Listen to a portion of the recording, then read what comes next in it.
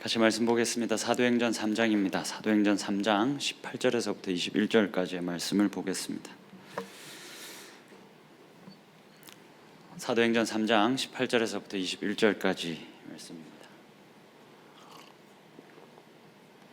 오늘 우리가 이 설교를 통해서 11절에서부터 26절까지의 말씀을 다 살펴보긴 할 텐데, 이걸 저희가 다 읽으면 너무 기니까 줄여서 18절에서부터 21절까지만 같이 좀 보겠습니다. 제가 먼저 읽고 그 다음엔 여러분들이 읽고 그렇게 교독하겠습니다. 제가 먼저 읽습니다.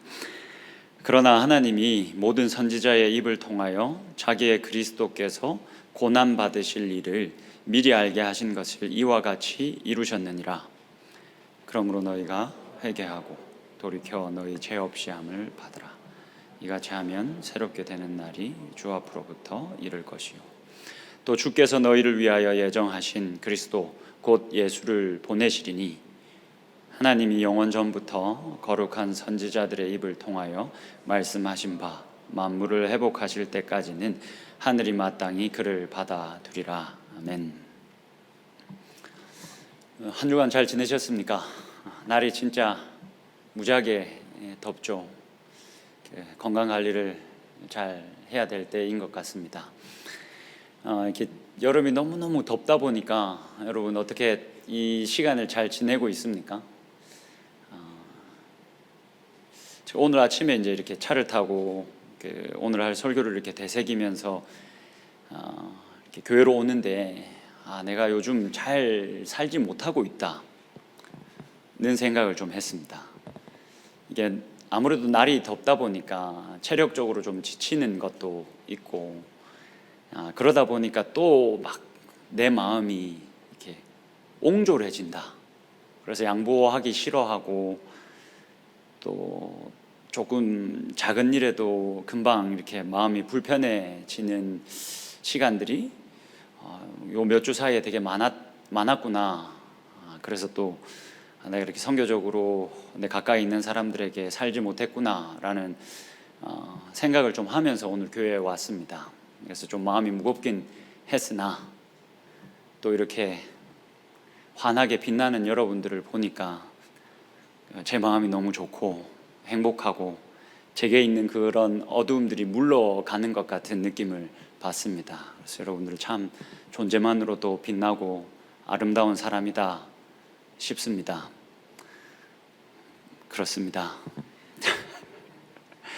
여러분들도 이게 뭐 너무 더워서 쉽지 않겠지만 그래도 매일같이 그리스도인답게 이 그리스도인다움을 잃어버리지 않고 살아낼 수 있는 저와 여러분이면 너무너무 좋겠습니다. 오늘 이 마음을 가지고 같이 말씀을 좀 보겠습니다. 오늘은 이 사도행전에 기록되어져 있는 베드로의 두 번째 설교입니다.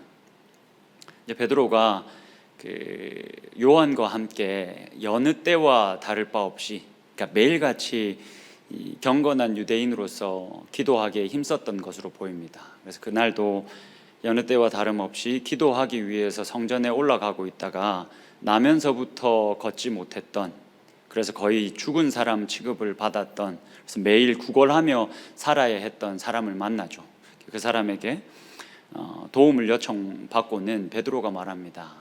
은과 금은 내게 없거니와 내게 있는 것으로 너에게 주노니 나사렛 예수 그리스도의 이름으로 일어나 걸으라 라고 말하면서 그 사람의 손을 잡아 일으키죠. 그랬더니 그 사람의 발목에 힘이 생기고 일어나 걷고 심지어 뛰면서 그렇게 성전 안에서 하나님을 찬양했다 라는 내용을 우리가 저번 주에 살펴봤습니다.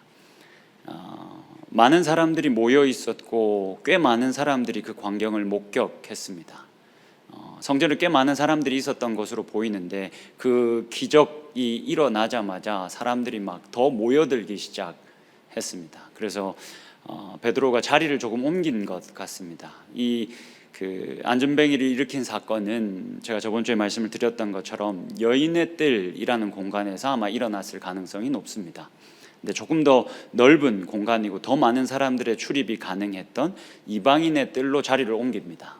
이방인의 뜰에는 이렇게 직사각형 모양의 솔로몬의 행각, 그냥 길입니다. 여러 기둥들이 세워져 있는 길이라고 보시면 되는데 이제 그곳으로 자리를 옮겼습니다. 많은 사람들이 모였기 때문에 조금 더 편한 장소로 간 거죠. 그래서 거기서 사람들이 도대체 이게 무슨 일이 일어난 건가 궁금해하자 베드로가 그것을 설명하기 위해서, 이 기적이 왜 일어났고 이게 어떤 의미인지를 설명하기 위해서 두 번째 설교를 이제 베드로가 시작합니다. 오늘 우리가 살펴볼 본문이 베드로가 설교한 본문입니다. 이 기적을 가지고 베드로가 이 기적을 이해시키기 위해서 한 설교 본문입니다. 근데 이 설교의 내용을 우리가 잘 이해하기 위해서는 먼저 이 베드로가 말하고자 했던 핵심이 무엇인가를 알고 오늘 본문으로 들어가는 것이 오늘 본문을 이해하는 데에 있어서 굉장히 용이할 겁니다. 그래서 먼저 이 설교의 핵심이 무엇이었는지 보고 그 핵심 아래에서 우리가 본문을 좀 하나하나씩 뜯어 보는 시간을 가지도록 하겠습니다. 먼저 사도행전 4장 1절에서부터 2절 말씀을 한번 보겠습니다. 사도행전 4장을 보면 이 사도행전 3장에 기록되어져 있는 베드로의 설교의 핵심이 무엇이었는지 우리들에게 명확하게 알려줍니다. 1절부터 보겠습니다. 여러분들이 한번 1절 읽어주시겠습니까? 같이 읽겠습니다. 시작.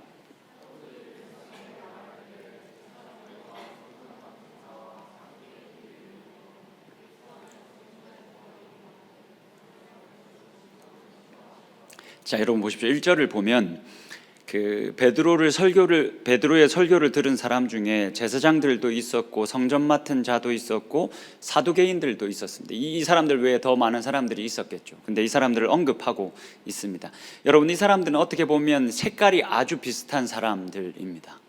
이 성전을 중심으로 기득권을 가지고 성전을 중심으로 막대한 이익을 챙기며 살아갔던 집단의 사람들이었습니다. 제사장들도 그렇고 성전 맡은 자들도 그렇고 사두개인들도 그렇습니다. 이 사람들이 지금 베드로의 설교를 듣고 굉장히 마음이 불편해졌습니다. 그래서 이 시기부터 사도들을, 교회를 핍박하기 시작합니다. 여러분, 이게 약간의 신학적 상상력을 더해서 보자면 아마도 이 사람들은 베드로와 요한이 성전에서 구걸하는 사람을 고쳐버린 것에 굉장히 기분이 나빴을 수도 있습니다. 무슨 말이냐면 이건 성경에 기록되어져 있지는 않지만 그 성전에서 구걸하던 사람이 이 사람들의 수입원이었을 수도 있습니다. 어쨌든 그 성전에 자리를 내어주고 거기서 구걸하면서 살았으니까 그 구걸해서 얻은 수입의 일부를 이렇게 성전을 중심으로 기득권을 가지고 있던 이 사람들에게 상납했을 수 있습니다.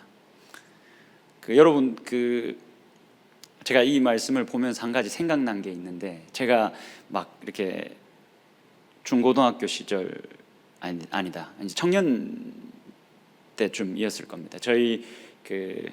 제가 다녔던 청년 때 섬겼던 교회는 아주 이 부두가 근처에 아주 작은 개척교회였습니다. 거기서 이제 형들이 겨울만 되면 붕어빵 장사를 했습니다.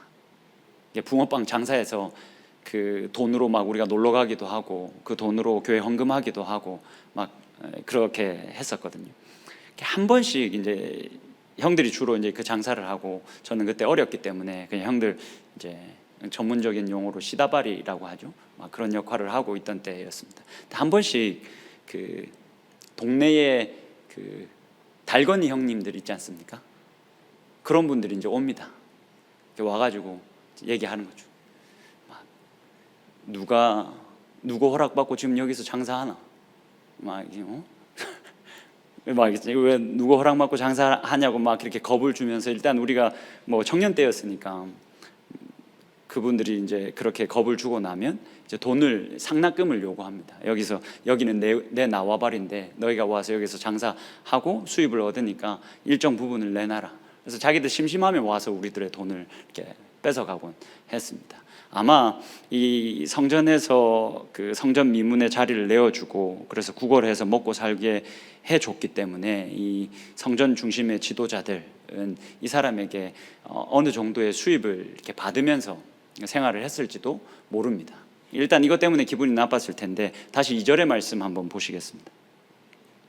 여러분 1절에 보면 이렇게 베드로의 설교를 듣고 굉장히 기분 나빴던 사람들 중에 사두개인들이 있다라고 이야기합니다. 여러분 그 사두개인은 이 예수님 시대의 유대교의 그 분파 중에 그 가장 유명했던 두 분파 중에 하나죠. 바리새파와 그리고 사두개파 이렇게 있는데, 이 사두개파의 이 사두개인들은 특별한 어떤 신학적인 특징을 가지고 있었다라고 이제 신약 성경에서 잘 알려줍니다. 그게 무엇이냐면 바로 부활이 없다라고 주장을 계속 사두개파 사람들은 했습니다. 이게 바리새파 사람들은 부활이 분명히 있다라고 주장했고, 그래서 자주 이 두 분파가 이것을 가지고 싸웠다라는 기록들이 이제 신약 성경 곳곳에 좀 남아 있습니다. 근데 이 사두개파 사람들이 2절을 보시면 베드로가 뭐라고 설교했냐면 예수 안에 죽은 자의 부활이 있다고 백성을 가르치고 전함을 싫어했다. 그러니까 사두개파 사람들은 원래 부활이 없다라고 주장하는 사람들인데, 베드로가 이 사도행전 3장의 설교를 통해서 무슨 말을 했냐면 예수 안에 죽은 자의 부활이 분명히 있다라고 설교를 했다는 겁니다. 여러분 이 말은 두 가지를 의미합니다. 첫 번째로 예수가 부활하셨다라는 것을 의미하죠. 두 번째는 예수를 믿는 자들, 예수 그리스도 안에 있는 자들에게는 예수가 경험한 그 부활을 이들도 동일하게 경험한다 라는 말입니다. 그래서 베드로가 설교하면서 베드로의 설교의 핵심은 예수 그리스도의 부활, 그리고 예수 그리스도 안에 있는 자들의 부활이었다라는 것을 우리가 이제 이 4장의 기록을 통해서 알 수가 있습니다. 그러면 지금부터 이 베드로의 설교를 이 핵심 아래에서 우리가 같이 좀 살펴보도록 하겠습니다. 먼저 그 본문으로 돌아가서 13절의 말씀을 같이 보겠습니다. 13절의 말씀을 볼 텐데 지금 이런 상황입니다. 베드로에게 사람들이 주목을 하고 있습니다. 왜 주목합니까? 베드로가 막 나면서부터 안진뱅이였던, 걷지 못했던 사람의 손을 잡아 일으켰더니 그 사람이 막 서고 뛰는 장면을 사람들이 목격했으니까 베드로를 주목하지 않았겠습니까? 그러니까 막 예배 마무리 될 때 끼야오라고 소리 질러서 주목을 받는 것과는 사실은 여러분 차원이 다른 일인 겁니다. 그래서 베드로에게 사람들이 주목했습니다. 근데 자신에게 주목하고 있는 그 시선을 베드로가 예수에게 돌립니다. 예수에게 돌리면서 뭐라고 말하냐면 13절에서 이렇게 말합니다. 아브라함과 이삭과 야곱의 하나님, 곧 우리 조상의 하나님이 그의 종 예수를 영화롭게 하셨느니라. 여러분 딱 여기까지만 좀 집중해서 보겠습니다. 아브라함과 이삭과 야곱의 하나님이 예수를 영화롭게 하셨다라고 지금 베드로가 처음 설교를 시작하면서 내뱉었습니다. 자신에게 사람들이 다 주목하고 있는데 그 시선을 예수에게 돌리기 위해서 베드로가 처음 꺼낸 말이 이 말입니다. 아브라함과 이삭과 야곱의 하나님이 예수를 영화롭게 하셨다. 여러분 이 아브라함과 이삭과 야곱의 하나님이라는 이 하나님에 대한 소개가 구약 성경의 아주 유명한 장면에 한번 등장을 합니다. 여러분 혹시 언제 하나님이 자신을 이렇게 소개하는지 기억하십니까?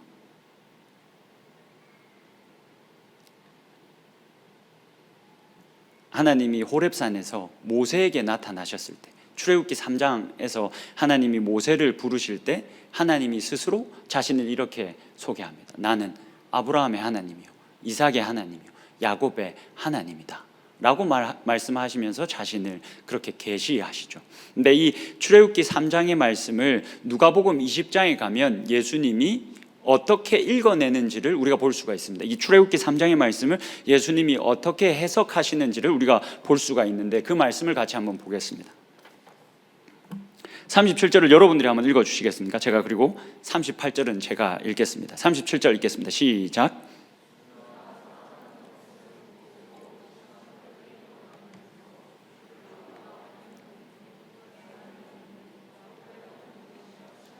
자, 예수님이 지금 출애굽기 3장을 어떻게 읽고 있습니까?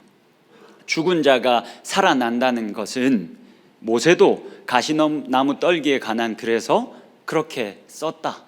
그러니까 하나님께서 부활의 하나님이신 것, 그리고 하나님이 애초부터 죽은 자를 부활하게 하실 분이라는 것을 모세가 하나님을 만나는 것을 통해서 알았고, 그래서 그것을 그 글로 썼다. 그것이 출애굽기 3장이다 라고 예수님이 지금 이야기를 하고 계시는 겁니다. 38절을 보시면 하나님은 죽은 자의 하나님이 아니요 살아있는 자의 하나님이시라. 이 무슨 말입니까? 하나님은 부활의 하나님이시다 라고 이야기를 하는 거죠. 하나님에게는 모든 사람이 살아있느니라. 그러니까 하나님께서 출애굽기 3장에서부터, 그러니까 애초에 자신을 어떻게 계시하셨냐면 자신을 부활의 하나님으로, 그리고 죽음을 지나 어떤 일을 부활시킬 하나님으로 하나님께서 애초에 자신을 계시하셨다. 그게 출애굽기 3장에 기록되어져 있다. 그래서 나의 아버지 되시는 하나님은 부활의 하나님이시다 라고 이야기를 하는 겁니다. 여러분 본문으로 다시 돌아가 봅시다. 지금 이 베드로는 이 표현을 분명히 기억하고 있었을 겁니다. 그래서 자신의 설교를 시작하면서 뭐라고 말하냐면 이 아브라함의, 야곱의, 이삭의, 야곱의 하나님이 예수를 영화롭게 하셨다 라고 이야기를 하는 겁니다. 그러면 여러분 이 예수를 영화롭게 했다라는 말은 무슨 말입니까? 그 부활의 하나님께서 이 예수를 그 죽음에서 건지셔서 부활시키셨다라는 말을 하고 있는 거죠.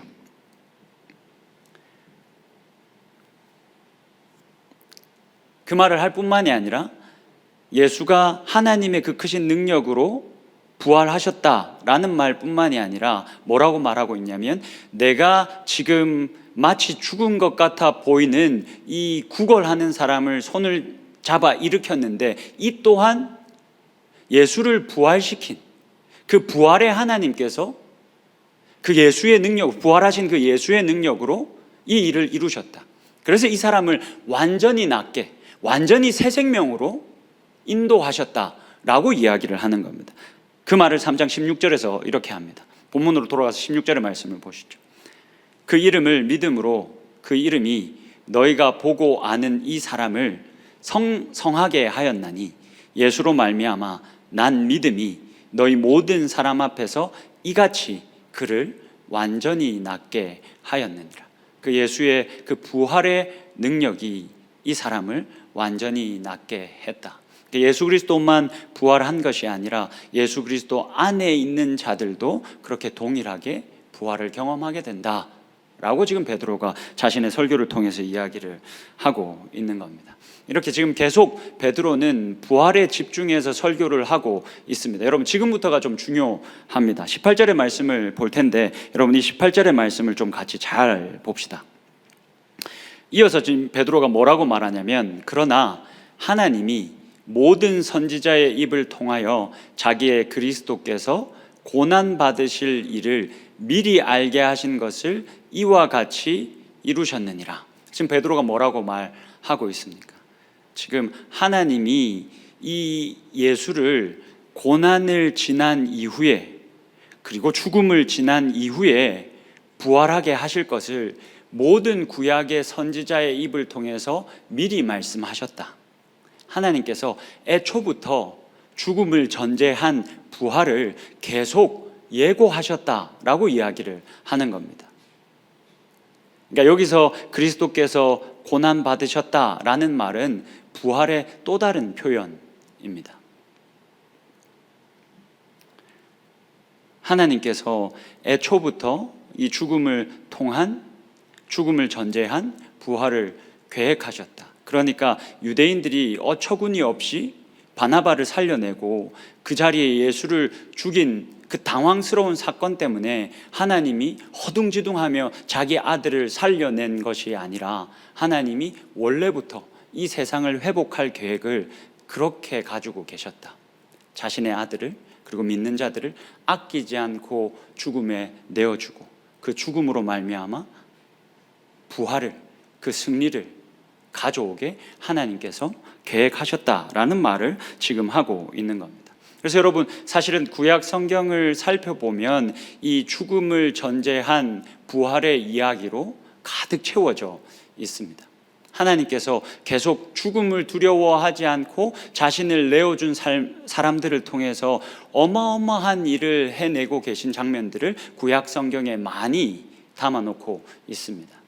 여러분 이 구약 성경의 이야기를 요약하고 있다라고 볼 수 있는 마태복음의 예수님의 족보 족보에 대한 얘기를 간단히 좀 해보겠습니다. 여러분, 이 마태복음에 기록되어져 있는 예수님의 족보는 구약 성경의 이야기를 요약하는 역할을 잘 합니다. 근데 우리가 잘 알고 있는 것처럼 이 족보는 특별한 지점들이 많이 있습니다. 그 중에 한 가지가 여인의 이름들이 등장한다는 겁니다. 여러분, 당시에 여인들은 사실 인구조사에서 배제되던 사람들이었습니다. 남성만 인구조사에 들어가던 시대였습니다. 근데 너무나도 중요한 예수님의 이 족보에 여인들의 이름이 기록되어져 있는 겁니다. 근데 이 여인들의 이름의 면모를 우리가 살펴보면 충격적이라 할 수 있을 겁니다. 일단은 그 4명의 여인의 이름이 등장하죠. 첫 번째로 등장하는 사람이 다말입니다. 이 다말이 여러분 어떤 사람입니까? 자신이 무자한 것 때문에 자기 시아버지를 매춘부로 변장해서 자신의 시아버지를 통해서 아들을 낳아서 그 집안의 대가 이어지도록 한 사람입니다. 그 다음에 라합이 등장하죠. 이 가나안 성에서 살고 있던 라합이 이스라엘 백성들을 도와서 이스라엘 백성들이 가나안 땅으로 들어오게 합니다. 그런데 이 라합은 진짜 말 그대로 매춘부 기생이었습니다. 또 한 명이 등장하죠. 룻입니다. 이 사람은 이 이스라엘 사람들이 개같이 여겼던 모압 사람이었습니다. 이방 여인이었습니다. 마지막으로 등장하는 사람은 밧세바입니다. 다윗과 간통한 여인입니다. 근데 이 간통한 여인이 다윗을 위해서 솔로몬을 낳고 우리 다윗과 솔로몬을 이어가며 이스라엘이 이 태평성대를 누리게 되죠. 사실 이 다말 그리고 라합, 룻 그리고 밧세바를 보면 정말 자격이 없어 보이는 여인들입니다. 근데 그 여인들의 이름이 이 예수님의 거룩한 족보에 기록되어져 있다는 것은 가히 충격적이다 라고 말할 수 있을 겁니다. 근데 다음에 글을 보시면 왜 이 여인들의 이름이 예수님의 족보에 기록되어져 있는지를 우리가 알 수 있습니다. 제가 좀 읽어드리겠습니다. 룻은 고대 대다수 여성이 그랬듯이 사회적 약자였다. 모압 사람인데도 시어머니 나오미를 사랑해서 이스라엘까지 따라온 그녀는 과부이자 멸시당하는 민족의 일원으로서 사회적으로 무방비 상태였다. 자신이 취약해서 학대당할 수 있음을 알면서도 나오미를 도우려고 따라왔던 것이다. 그런데 이 자발적 죽음을 통해 룻은 나오미를 보호했을 뿐 아니라 하나님께 선택되어 다윗 왕과 예수님의 조상이 되었다. 여러분, 룻은 다윗의 증조 할머니입니다.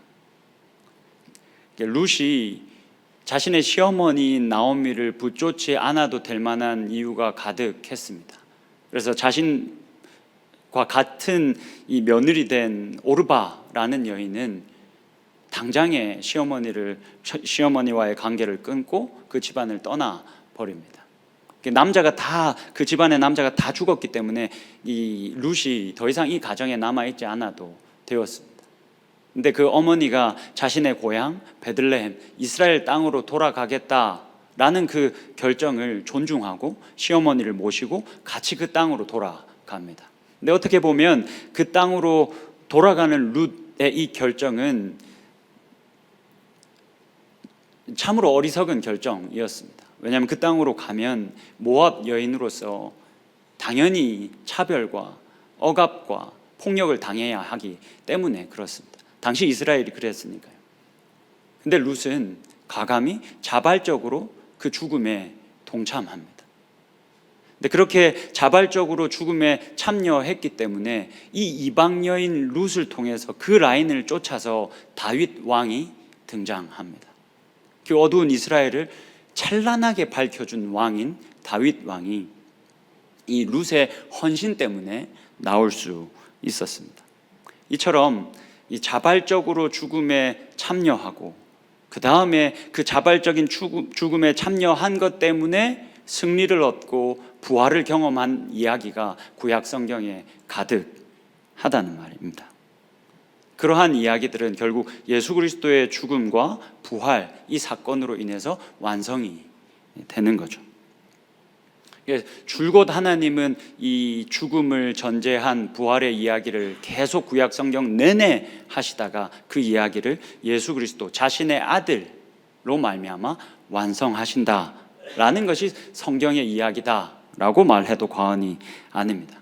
여러분, 다시 본문으로 돌아가 보겠습니다. 19절과 21절의 말씀을 보면 이제 베드로가 이 부활이 가지고 있는 두 가지 효력에 대해서 이야기합니다. 바울이 이 부활이 어떤 효력을 가지고 있다라고 말하는지 우리가 눈여겨서 좀 보면 좋겠습니다. 19절입니다. 그러므로 너희가 회개하고 돌이켜 너희 죄 없이 함을 받으라. 이같이 하면 새롭게 되는 날이 주 앞으로부터 이를 것이다. 너희가 말도 안 되게 생명의 주관자, 생명의 선구자인 예수 그리스도를 십자가에 못 박았지만 괜찮다. 왜냐하면 하나님께서 이것을 다 계획하셨고 그를 죽음에서 부활시켰기 때문에 다 괜찮다. 그래서 지금 너희들이 마음 먹고 회개만 하면 너희들 모두가 어떠한 차등도 없이 영생을 선물로 받을 수 있다라고 지금 베드로가 설교하고 있는 겁니다. 그러니 회개하고 주 예수 그리스도를 믿으라. 그러면 영생이 우리들에게 주어진다라고 말하고 있는 겁니다. 이게 첫 번째 부활의 효력입니다. 예수 그리스도의 부활은 모든 믿는 자에게 영생을 가져다 줍니다. 근데 두 번째 효력이 훨씬 더 중요하고 베드로도 이 두 번째 효력에 훨씬 더 집중합니다. 21절의 말씀을 봅시다. 여러분, 21절의 말씀을 여러분들이 한번 읽어주시면 좋겠습니다. 같이 읽겠습니다. 시작.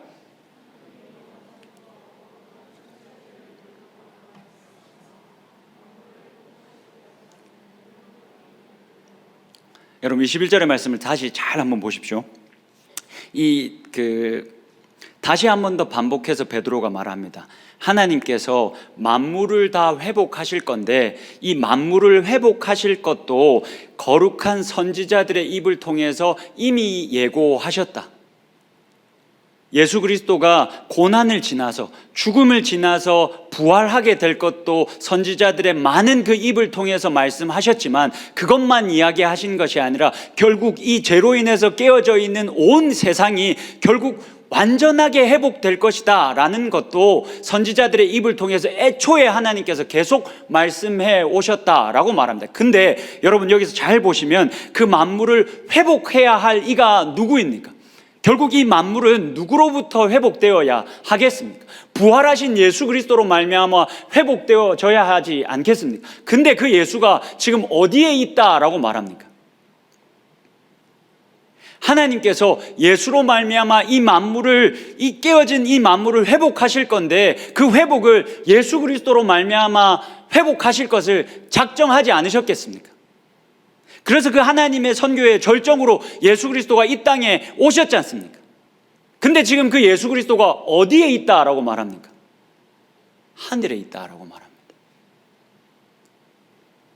그리고 예수 그리스도가 이후에 다시 오실 것이다. 그렇게 다시 오시면 이 만물의 회복이 완전하게 될 거다라고 말합니다. 그러면 그 예수 그리스도가 다시 오시기 전까지 이 만물이 어떻게, 누구를 통해서 회복될 수 있습니까? 예수 그리스도와 연합한 교회를 통해서 많이 회복이 되겠죠. 이게 부활의 효력의 두 번째입니다. 베드로가 주목하고 있는 부활의 두 번째 효력입니다. 예수 그리스도 안에 있는 자들로 말미암아 하나님께서 만물을 회복하실 것이다. 그러니까 여러분, 부활이 우리들에게 가져오는 능력은 그냥 우리가 죄 사함을 받고 우리만 영생을 얻는 게 아닙니다. 그렇게 예수 안에 있게 된 자들, 그렇게 그 부활의 능력을 나누어서 같이 가지게 된 자들로 하여금 온 세상이 회복될 것을 하나님께서 작정하셨습니다. 그것이 부활이 우리들에게 가져다주는 두 번째 효력입니다. 베드로가 이 사실에 주목하며 이 사실에 이렇게 주목하면서 자신의 설교를 마무리하고 합니다. 여러분, 마지막 어떻게 이 설교를 베드로가 마무리하는지를 잘 한번 보십시오. 25절과 26절입니다. 지금 모여있는 사람들에게, 자신에게 집중하고 있는 자들에게 부활하신 예수 그리스도에 대해서 증언하고 그 다음에 이 사람들에게 어떻게 살아야 한다라고 말하는지 잘 한번 보십시오. 25절입니다. 너희는 선지자들의 자손이요 또 하나님이 너희 조상과 더불어 세우신 언약의 자손이라. 지금 이 성전이다 보니까 이 설교를 듣고 있는 사람들의 대부분은 유대인들이었습니다. 예수를 십자가에 못 박아 죽인 사람들이었습니다. 그런데 그 사람들에게 말하고 있는 겁니다. 괜찮다. 너희들은 선지자들의 자손이고 하나님이 너희 조상들과 더불어 세우신 언약의 자손들이다. 그러니 괜찮다 라고 말하면서 베드로가 뭐라고 말하는지 잘 들어보십시오. 아브라함에게 이르시기를 땅 위의 모든 족속이 너의 씨로 말미암아 복을 받으리라 하셨으니 괜찮다. 하나님이 이제 회개하고 돌이켜서 온 만물을 회복하게 할 그 일에 참여하겠다 하는 이 모든 사람들로 말미암아 아브라함에게 주신 그 약속을 이루실 것이다. 너희로 말미암아 천하 만민이 복을 받게 될 것이다. 너희로 말미암아 이 온 세상이 회복되는 일들이 일어날 것이다. 그러니 우리가 이 일에 힘쓰는 자들이 되어야 한다라고 말하는 겁니다. 26절을 보시죠. 하나님이 그 종을 세워, 예수 그리스도를 말합니다. 그 종을 세워 복 주시려고 너희에게 먼저 보내사 너희로 하여금 돌이켜 각각 그 악함을 버리게 하셨느니라. 예수 그리스도를 부활시킨 목적에 대해서 베드로가 이야기를 하는 겁니다. 왜 하나님이 예수 그리스도를, 자기 아들을 아끼지 않고 죽음에 내어주고 그 죽음에서 살렸냐면 너희로 말미암아 복받는 사람들이 많아지게 하려고 그렇게 하셨다라고 이야기를 하는 겁니다. 여러분, 부활에는 죽음을 전제하고, 부활은 반드시 이 죽음을 전제해야 하지만 죽음을 전제한 부활에는 엄청난 능력이 있습니다. 여러분, 이것을 우리들에게 가시적으로 보여주기 위해서 사도행전의 저자는 이 안진뱅이가 일어나 버리는 이 충격적인 사건을 기록하고 있는 겁니다. 야, 이런 기적이 얼마나 대단하냐, 이 말을 하고 싶은 게 아니라 부활의 능력이 이만큼 크기 때문에 그 부활의 능력을 우리들에게 아주 선명하게 보여줄 요량으로 이 사건을 기록하고 있다는 말입니다. 우리도 어느 정도는 믿고 있는 것처럼 이 부활이 가지고 있는 능력이 굉장히 큽니다. 근데 중요한 것은 이 부활의 능력을 우리가 어떻게 사용할 수 있냐는 겁니다. 어떻게 이 부활의 능력을 우리의 것으로 가져와서 우리가 어떻게 이 부활의 능력을 마음껏 행사하며 살 수 있겠느냐는 것이 우리들에게 중요한 문제겠죠. 이 질문을, 이것을 염두에 두고 마지막으로 이 글을 좀 같이 읽어보겠습니다. 글이 많아서 여러분들 읽으시기 불편하실지도 모르겠지만 잘 한번 들어보십시오. 이게 제가 요즘 읽고 있는 책인데 너무너무 내용이 좋습니다. 이렇게 단어들이 조금 어려워서 이해하기가 어려우실 수도 있겠지만 제가 좀 설명을 더해서 읽어보겠습니다. 잘 한번 보십시오.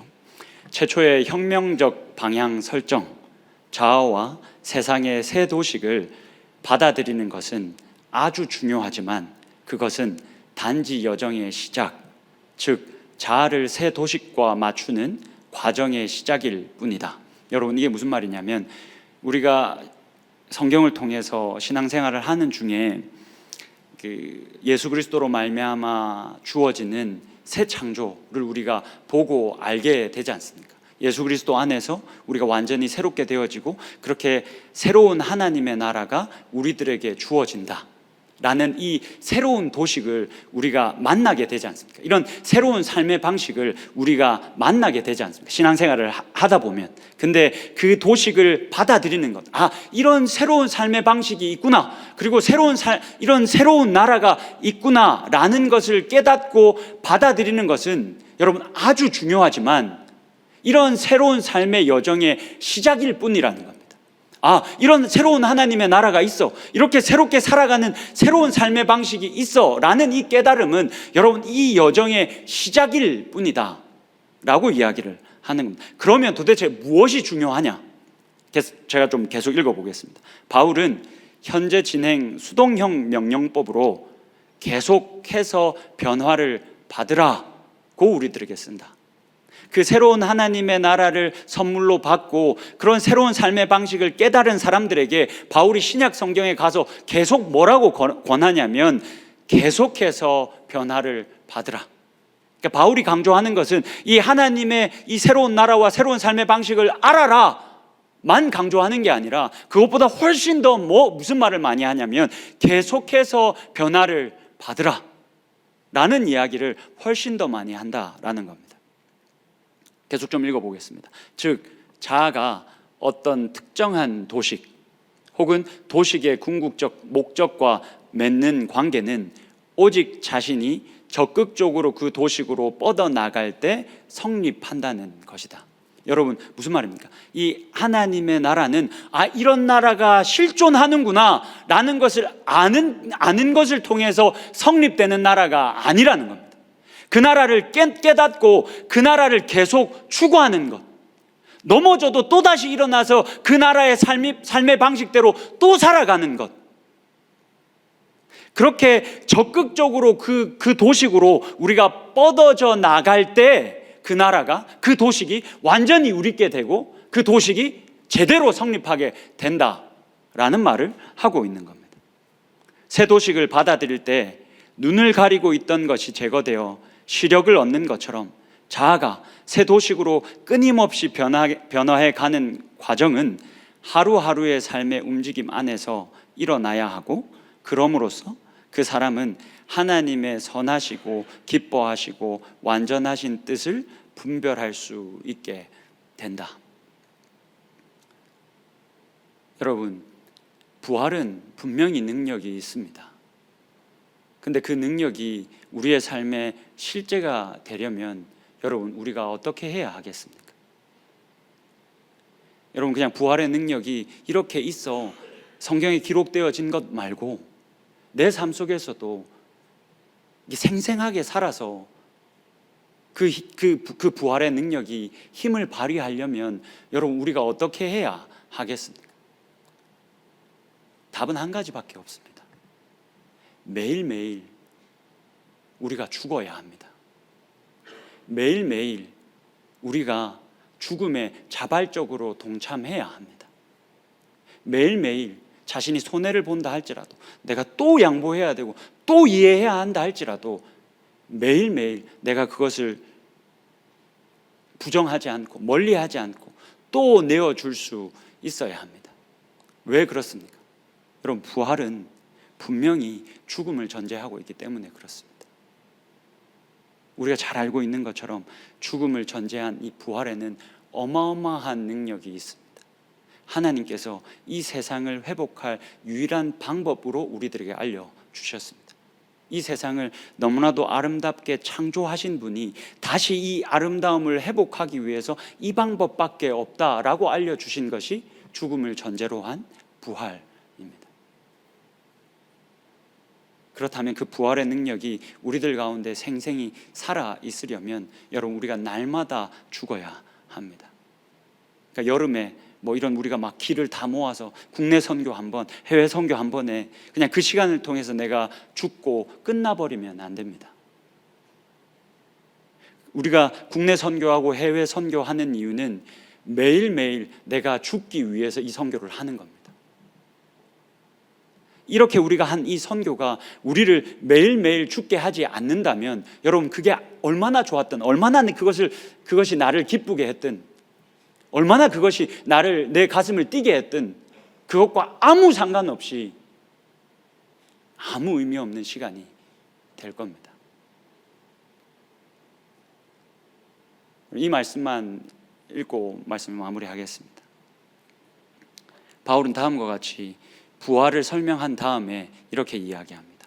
형제들아, 내가 그리스도 예수 우리 주 안에서 가진 바 너희에 대한 자랑을 두고 단언하노니 나는 날마다 죽노라. 내가 죽는 것이 날마다 그 죽음에 자발적으로 동참하고 그렇게 내가 하나님의 나라를 위해서 내 자신을 내어놓는 것, 오늘도 내일도 모레도 변함없이 그렇게 내어주고 날마다 죽는 것만이 예수 그리스도 안에서 내게 남은 유일한 자랑이다 라고 이야기를 하고 있는 겁니다. 여러분, 이것이 우리의 자랑이어야 합니다. 잔소리 하나만 오랜만에 하고 마치겠습니다. 여러분, 제가 여러분들이 교회 곳곳에서 교회를 세워나가는 모습을 보면 참 너무 고맙기도 하고 자랑스럽기도 합니다. 여러분들이 헌신한 것 때문에 국내 선교, 그리고 앞으로 있을 해외 선교, 그리고 이 여름에 진행되어지는 이 교회 학교의 모든 여름 성경 학교들이 너무너무 풍성하게 잘 진행되고 있는 모습을 제가 자주 봅니다. 근데 여러분, 이 모든 시간들이 내가 날마다 죽는 그 시간을 뺏어가면 안 됩니다. 내가 여기에서 보내는 그 시간이 여러분들이 마땅히 여러분들의 가정에서, 여러분들의 직장에서, 여러분들이 맡은 그 학업을 함에 있어서 날마다 여러분들이 죽어야 하고 날마다 그 현장에서 여러분들이 자신들을 내어줘야 하는데, 그래서 여러분들 때문에 여러분들의 부모님이, 여러분들과 함께 일하고 있는 그 많은 사람들이, 그리고 여러분들과 관계하고 있는 모든 사람들이 복을 얻어야 하는데, 여러분들이 그 매번 죽는 게 너무 힘겹고 힘들어서 그래서 그냥 마냥 좋은, 마냥 행복한 이 교회에서 모여서 하는 이 일로 여러분들이 피해서 여러분들을 계속 살려내고 있다면, 그래서 여러분들이 자신이 매일과 같이 죽는 일을 멈추고 있다면, 등한시하고 있다면, 여러분, 이건 진짜 잘못하고 있는 일입니다. 하나님이 절대 기뻐하실 일이 아닙니다. 결국 그런 사람들은 교회를 떠날 겁니다. 여러분, 제 친구들이 다 그랬습니다. 고등학교 때 제가 전도한 친구들이 다 그랬습니다. 여러분, 제가 그때는 몰랐습니다. 그냥 교회 일만 열심히 하고 여기서 열심히 시간 보내고 여기서 뭔가 의미 있는 일을 하면 다 될 줄 알았습니다. 그러면서 제 친구들도 다 그렇게 컸습니다. 근데 시간이 지난 이후에 이 사람들이 깨달았습니다. 이게 아무 의미 없다라는 것을. 왜 의미가 없었겠습니까? 우리가 날마다 안 죽었습니다. 날마다 내가 죽어야 할 그 현장을 사실 교회를 빌미로 이게 좋은 일이다라는 변명으로 늘 피하며 살았습니다. 그러니 그 시간이 지나고 나면 결국에는 아무 의미 없었다라고 말하게 됩니다. 그 친구들이 교회에 돌아올 생각도 하지 않습니다. 여러분, 우리들에게 중요한 건 이 시간을 그냥 얼마나 즐겁게 보내느냐가 아닙니다. 힘들겠지만 여러분, 우리는 부활의 능력을 가진 사람들입니다. 근데 이 부활이 죽음을 전제합니다. 죽음 없이는 부활의 능력이 있을 수 없습니다. 여러분, 내가 매일같이 죽지 않으면, 그 한 알의 밀알이 땅에 떨어져서 썩지 않으면 열매를 전혀 맺어낼 수 없습니다. 근데 여러분들의 삶에 열매가 없다면 이 모든 시간들이 의미 없을 겁니다. 그리고 오늘 여러분들이 시간 지난 다음에 목사를 욕할 겁니다. 교회를 욕할 겁니다. 내가 속았다고. 그렇게 되지 않기를 원합니다. 여러분, 너무너무 교회를 위해서 힘써 주시는 것 너무 좋고 너무 감사한데, 그것이 여러분들의 매일 죽는 그 삶을 면피하는, 피해버리는 기회로 삼지 않았으면 너무너무 좋겠습니다.